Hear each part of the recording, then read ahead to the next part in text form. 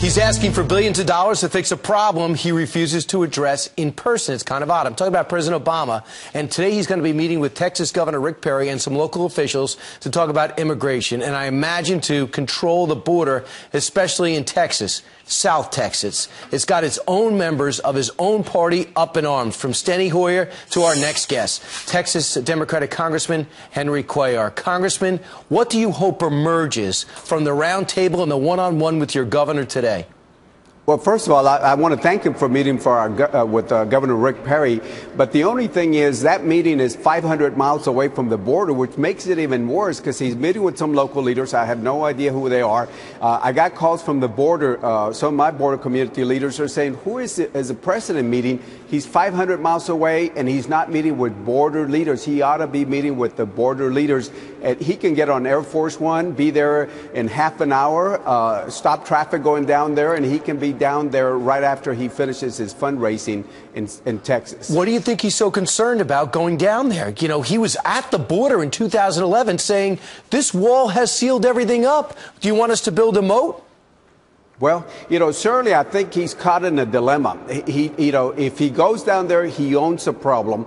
But if he does this long distance and sends surrogates down there, he still owns it. So he's caught up in a dilemma. But personally, I think a leader will be defined by how he handles a challenge. And I think one of the things he needs to do is roll up his sleeves, go down there to the border, talk to the community leaders there. And I think that would probably be one of the better things he can do, plus changing the 2008 law that treats non-contiguous countries very different by Border Patrol. Well, I'll tell you that 2008 law that Senator Dianne Feinstein helped write, a Democrat, she says the law already provides the administration with the flexibility to accelerate the judicial process. The administration should use that flexibility to speed up the system. He could do that right now, and this president has no problem acting without Congress. He's got a pen and a phone.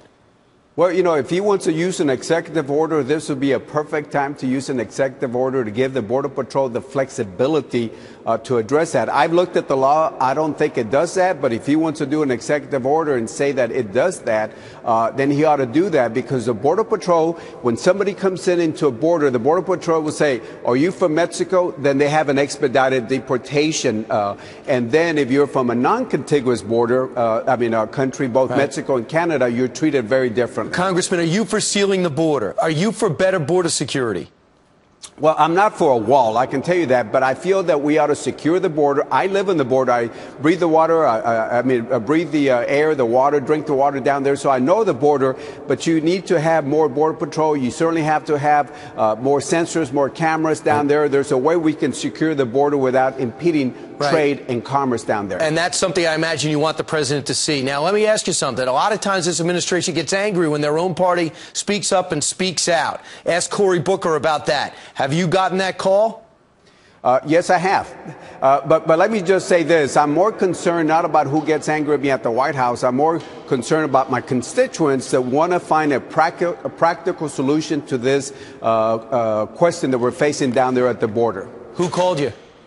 We'll just leave it like that. Would they tell you to pipe down? We're just leave it like that.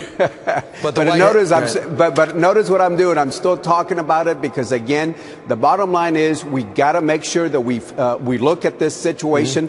If they're releasing, listen to this, they're releasing right now in Laredo and down in South Texas 500 individuals a day. They put them at bus stations, and they're given tickets where they can travel anywhere in the U.S. 500 individuals a day. That doesn't include the kids without parents. And, Congressman, you are showing that leadership. You're doing what's best for the country, not your party. And I appreciate you joining us again this morning. Thank you so much.